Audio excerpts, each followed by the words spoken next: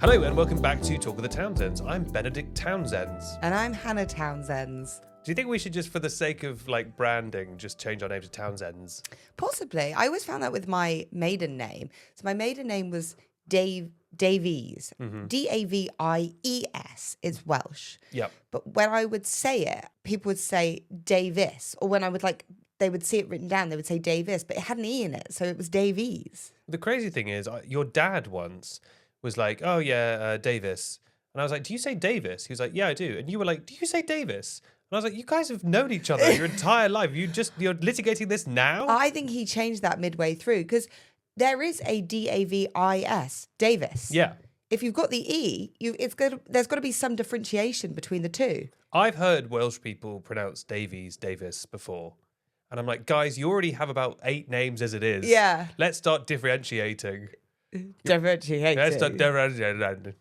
I'm the one who should be giving notes about pronunciation. Any updates since we last spoke? The alarm. I would say having the alarm fitted is actually more of a signal to people that we are out, because obviously it's gone off so much and the neighbours have been contacting us. And I would say we're more alerting the street that, oh, they're not home. Because it won't stop going off. If you missed last episode, yeah, the cat has been setting all the sensors off. We keep turning it off. It keeps going off for ages. It's a signal that, 1, we're out of the house, and 2, you might as well trigger it. Someone's gotta. You know what I mean? It's gonna go off anyway. It might as well be you. It's been a jam-packed week, hasn't it? We saw Project Hail Mary. Which was brilliant. It was brilliant. And I will say, I think I've done a kicker out the box Letterboxd review. What's the saying? A kicker out the box. What? A kick out the box. What's that saying? I couldn't even... I've knocked it out of the park. Okay. I have knocked it out of the park with that Letterboxd review. You've kicked it out the letterbox. Yeah. Look at you just shamelessly pushing your I'm letterbox. very happy. Every time you mention a letterbox, the increase in followers is wild. So I don't think anyone ever thinks to look people up on Letterboxd. Have you ever thought to look anyone up? No, and if I may critique Letterboxd, it doesn't have great discovery. 100% agree with that. I also think it's really difficult to find your friends because no one's got their first and last name, or very rarely as their username, because the usernames are all weird, which I think means that if I type in Hannah Townsend, I don't really come up. I never thought I'd find myself yearning for more friend suggestions on a social app. Is it a social app?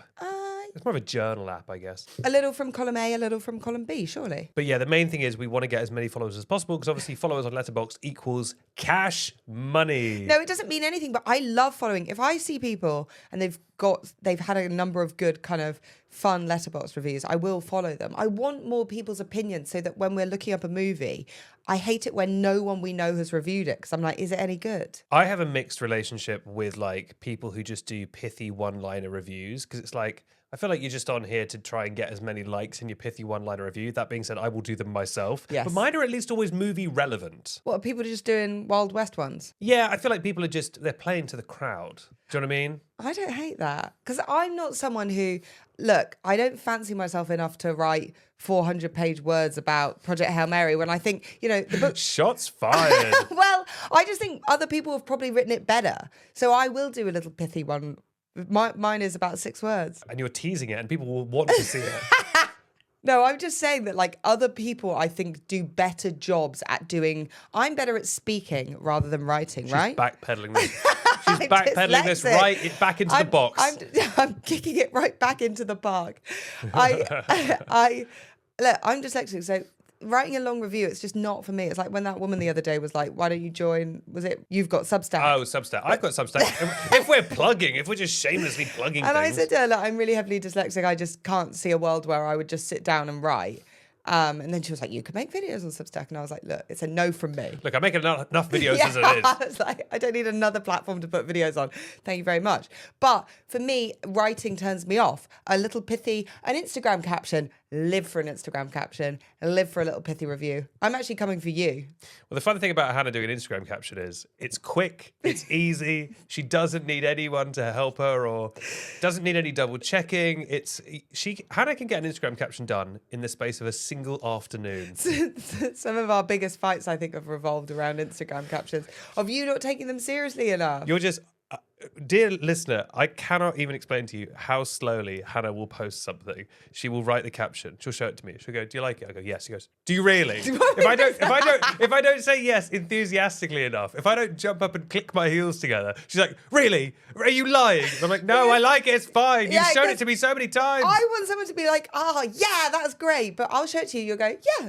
And I'm like, well, because it's not changing my life. It's a fun Instagram caption. This reminds me, right before BAFTAs, we had a very big fight, and it was over a spray tan because I didn't think you were taking the spray tan seriously enough. My first spray tan cancelled. Oh God.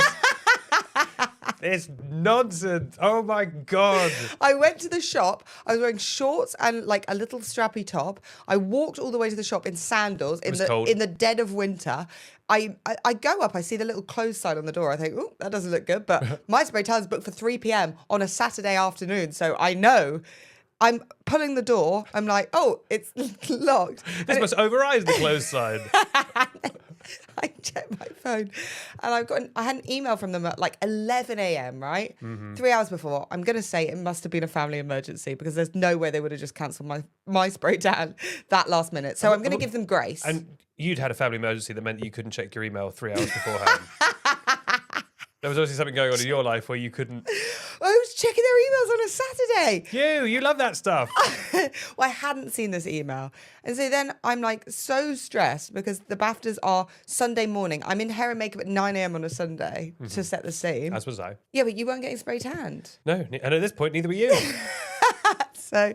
So then I go on Secret Spa. I book someone to come. The person can come at 5 p.m. I come home. I'm like, it's a bit annoying, but we've got a woman coming with a booth for a lot of money at 5 p.m.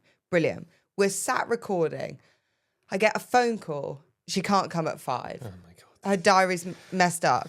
Can she come at was it 8 or 9? It was really late. And I was like, but I need to be like, because I had so many things to do. I needed to wind down and get ready for the BAFTAs. And I said to you, shall she come at 9? The problem is, Hannah doesn't like making decisions. No, I get paralysis. What Hannah will do is she'll ask me to make the decision. And then whatever I decide, she will tell me is wrong. And that's the process. A or B, I'll say B. She'll go, brilliant, I'm doing A. So Hannah's on the phone and she's going, do I get the tan at 9 or do I just sack it off? And I'm like, well, what do you want to do? She's like, no, what do I do? And I go, well, should you get it at 9? She goes, but then I'd be really tired for the BAFTAs. And I said, you know what? I'll make a decision. Don't get the tan. And she, on the phone, she went, sorry, I'm not going to get the tan. Hung up and went, I shouldn't have done that. Why did you make me do that? And I was like, I don't know. You have to decide. I hate being on a phone to someone. And I hate knowing I've made a decision. Like when I went to that coffee shop yesterday and I wanted 2 large oat lattes and they were like, we're doing a deal. Every coffee is £1, but it has to be small. And in my head, I was like, but I'd planned 2 large ones. And I had to say, look, I'm going to have to step out this queue and I'll come back to you. I just stood to the side of the coffee bar and this guy went and paid for like 1 million things and did 1 million orders while I just stood frozen in time because it was so overwhelming that like the whole scenario I'd run out in my head of what was going to happen. Then when it didn't happen, I felt so stressed that I was just stood to the side like this. We talk about how we both have the same. Maybe it honestly is some kind of ADHD or neurodivergence or something where you and I are very bad with like, if we think we know what's going to happen and then it changes. Even slightly. We're actually quite unadaptable in that way, especially when it comes to like what I think the day is going to be. Yeah. Oh, this thing's happening. Oh, that's cancelled. Or suddenly I'm doing a different thing. Yeah. Which actually is, we have the worst possible lifestyle for that now because our weeks are planned so last minute. Yeah. Like all these like, very, all the fun stuff we do, events and screenings and interviews, for whatever reason, are always planned absolute last minute. Yeah. They're like, we've actually just remembered that we're staging a premiere tomorrow night. Really? Are you? Okay. It's definitely not that we're just the absolute last people invited to these things. But so it's been a bit of an adjustment over the last year or two, I think. To finding our feet with these things. Yeah, because back when I had the structure of like just regular 9 to 5, at least then there was somewhat a routine to that. And my brain likes, even though I'm sort of bad at organizing myself, I actually like having routine. So do I. I work well with structure. So anyway, feel sorry for us, boo-hoo. But to go back to the previous point, I'm more than happy to help you with decisions. What I resent is that you always tell me I'm wrong when I do it.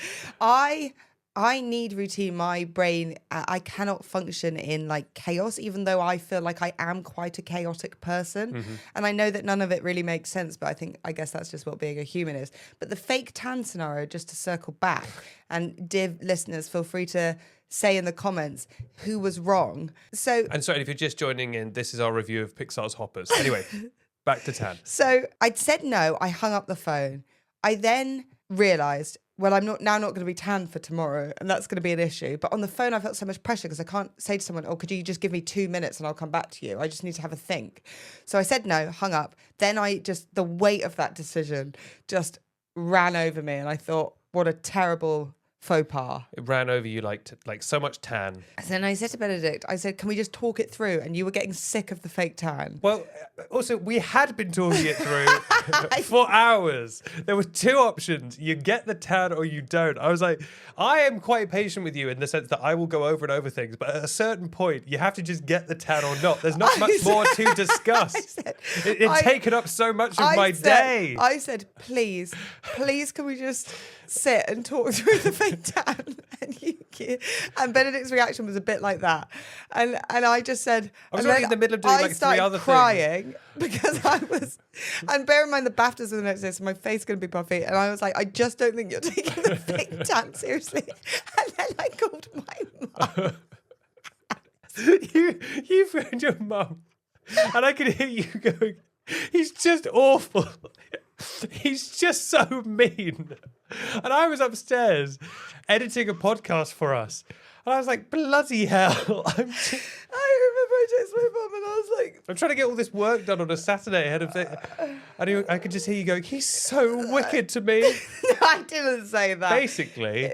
Later on that evening, I said, he said sorry for not being supportive of the fake tan. And my mum texts back saying, good. And then I said, we are watching the curling. So the Winter Olympics was obviously on.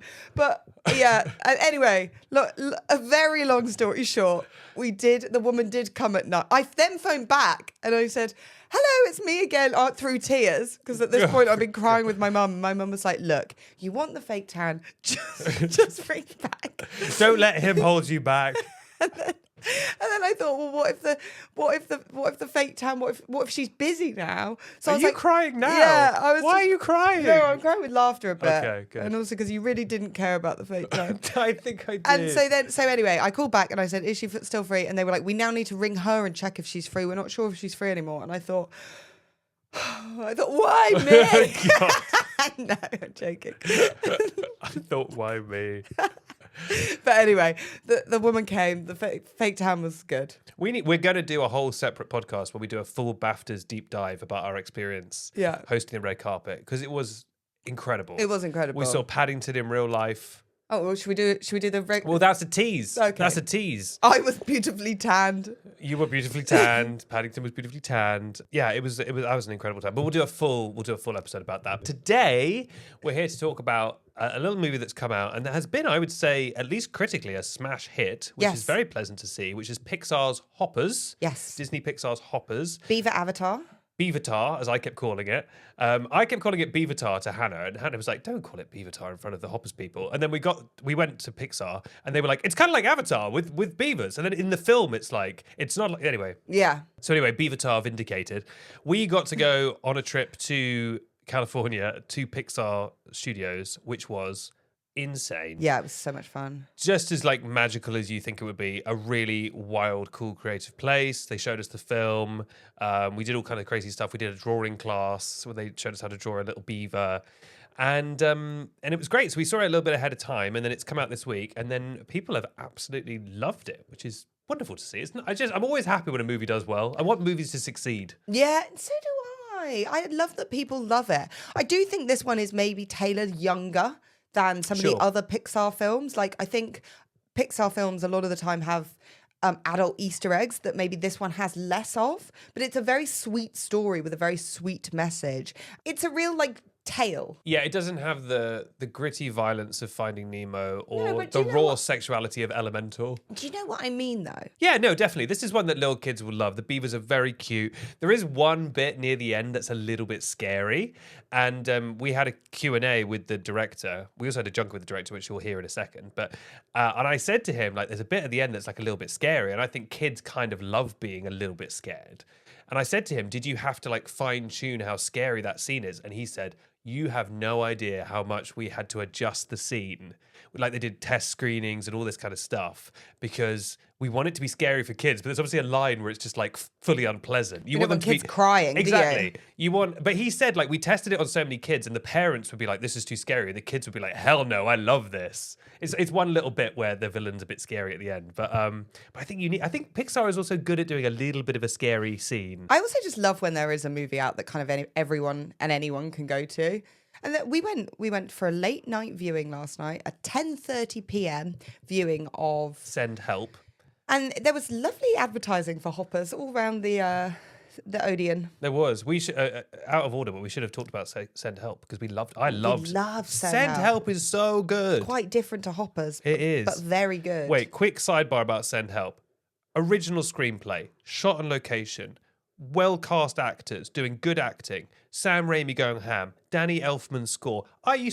Under 2 hours. I used to pray for days like this. This is like the peak of like 90s movies goodness. Yeah, and it's one of those, if you kind of watch a trailer or see it, I mean, I love a disaster movie no matter what. Poseidon Adventure, which has like 2.something% on Letterboxd, hurts my heart so much. I think that is a genuinely like brilliant film. I don't understand why people don't like that film. I think that film's great. I love a disaster movie. Would you call it a disaster movie, Send Help?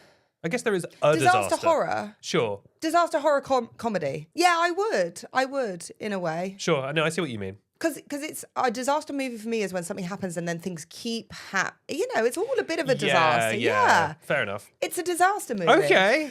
No, but I think sometimes you can watch these trailers, and especially these days with things that are a little bit crap. Yeah. You watch things and you're like, yeah, I know exactly what happens. And I think that this is like 5 cuts above that. Yeah. I think it's Rachel McAdams is the girl. She's it. Oh, she's always been amazing. And I think it's been a minute since she was used to her full potential. Like, I feel like this is a movie that like uses everything she is good at. Yeah. Like the range of acting. She's so charming. She's just brilliant. Dylan O'Brien is also amazing, but obviously Rachel McAdams is so crazy good in this movie that, you know. With Send Help, they're acting like they're in a good movie. Now, that might be because they're good actors, but, you know, sometimes, like, I think when actors are in a role of a bit of a cheesy, kind of crappy movie, it can be really over the top. It can be a little bit kind of camp, the acting, whereas, like, this is like a serious movie. Yeah, the heightened elements of the movie work because everyone is so locked in. Also, like, good actors are perfectly capable of giving terrible performances when they don't believe in the material. Also, these two characters, her, the kind of like put down woman, and him, the kind of like dickhead boss, those are two characters that you could play in a really broad, boring, generic way. And I think both of them find a bit of they both find a bit of a real person in there, which is like really good. Anyway. He's not too much of a dickhead boss, though. Like, he is and he isn't, I think. Yeah, but in a way that feels like a real person. Exactly. He's not just like a cartoon villain. It does suck, though. Anyway, that's Send Help, which we really enjoyed. But back to Hoppers. Let's hop on to Hoppers. I see what you did there. A charming little movie, and we got to sit down with some of the minds behind it. The director, the producer, the head of production design, and the head of visual effects. Wow, well done for remembering everyone's titles. Well, because I remember at the time thinking production design and visual effects are two different things. How do we question them both? Yes. But actually, they were fascinating. They were fascinating. And probably my favorite thing that we discovered in our interviews is that they reveal to us what is the single hardest thing to animate. And it is not what you'd think. Clickbait. So listen to these interviews now and enjoy. Pleasure to be with you both. Loved the film. Thank you so much. Thank you. Patting my eyes at the end. Emotional. Good. It was absolutely wonderful. As intended. Yes. Kicking off, and speaking Easter eggs, we love that you spoke about Easter eggs earlier. There was a line in this film, and I was like, is it a Vine reference? We're big Vine fans. And it was, and they were pom mates? Yes. Is that a reference to, and they were roommates? Yes. I think that they are saying, and they were in the same den. Yeah. I mean, Yeah. it's a very different kind of wording, but I think you get the feeling of that vine. Yes, that's the intention. I love that Well you done. brought it back to Yeah. that like A viral vine clip. reference in a Pixar movie, yeah. Yeah. That's what we all wanted. One of my favorite vines of all time. So that I love that. As soon as I heard it, I looked at you and I was like, We connected with it. That's fine. That's fine. Two-part question. One, was it always called Hoppers? And two, was it ever called Beavertar? You know what it used to be called? Penguin Avatar. Penguin, because that's what I wanted in this movie, actually, instead of beavers. But For the first 5 minutes. for the first 5 minutes. Penguins were.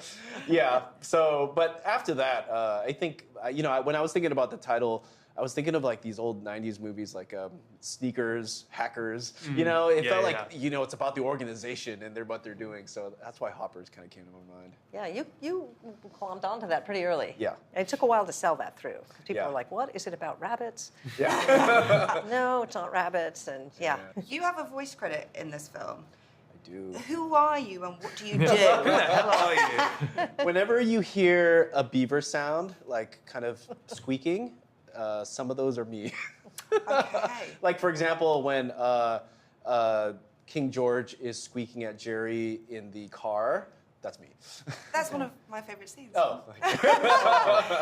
This is how the director gets what he wants. That's the cutest sounds as well. Some of the most heartbreaking scenes, the little squeaks. Yeah. Yeah. Thank you. Wow.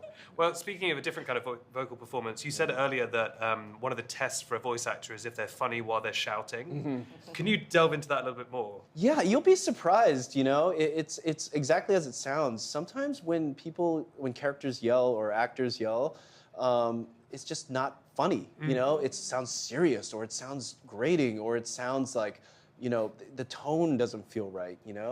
And it's a weird thing, but it turned out that is the thing that really helps get you to love a character when they're. I guess what it means is when a character is at its height and maybe most aggressive, can you still love them? And I think I remember that playing out at a very high level with Inside Out when Pete was casted Amy Poehler. I remember the minute she came in and Joy is at a 10 and yelling, you're like, I still love her. Yeah. And I think that definitely applied to Mabel, because Mabel, obviously very passionate and is yelling a lot. And Piper just had that ability where she yelled and you were like, oh, I still love that goofball. When you're auditioning voice actors, then are you seeing them in all through kind of like, because like Meryl Streep's an icon, right? So has she just got the job, or are you like, can you yell a bit for us? No, Meryl did not need to audition. Nor did we have to have her yell to test that out. No. No. Yeah. You did quite extensive beaver research for this movie. What is your favorite thing you learned about beavers? Well, my favorite thing is that you can't tell whether they're male or female from the outside. You can only tell, scientists say, from smelling the oil that's at the base of their tail. The males smell a little bit like motor oil. Females apparently like cheese.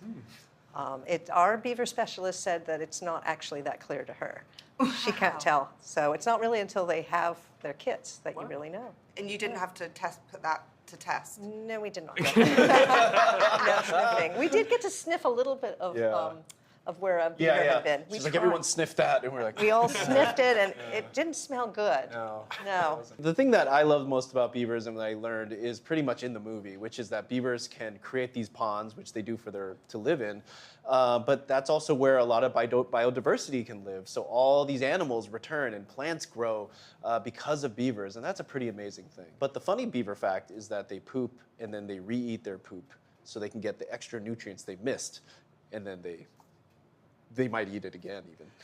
Lovely. Well, on that note. Yeah. That's our time. What a lovely way to end it. Okay. Let's just talk to The more both you of know. Oh, I love that. Shall we hear from production and visuals? Please, ho ho ho. What is something that is surprisingly simple to do on a film like Hoppers, and what is something that is surprisingly difficult to do? One of the simplest things that I try to remind people is that usually changing colors is pretty simple. So that if you have an idea where you want to push an emotion using a certain color, that's usually pretty simple. If you need variation across a population with clothing or hair or fur changing colors, I tell people it's kind of like your house. It's cheap to paint the room. It It's a lot more expensive to remodel the whole kitchen. So on the other hand, if you want to change a set and you've already got a lot of things dressed and there's cameras and everything's moving, that's a lot more complicated. And even from like a production standpoint? I feel like the simple things are the hardest. For some weird reason, like paper, you'd think would be, paper is so easy, but paper looks bad in CG. Seatbelts. Seat belts, so Necklaces, complicated. Yeah, it's funny. backpacks. Simple things are very difficult. It's weird. I'm trying to work out in my head what it is about those objects, like paper.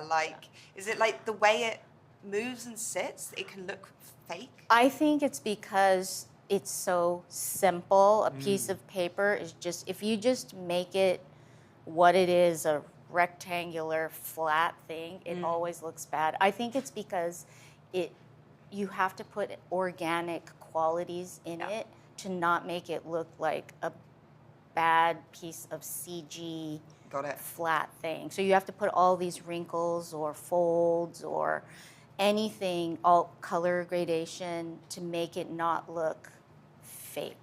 That's probably what I'll be looking out for these things.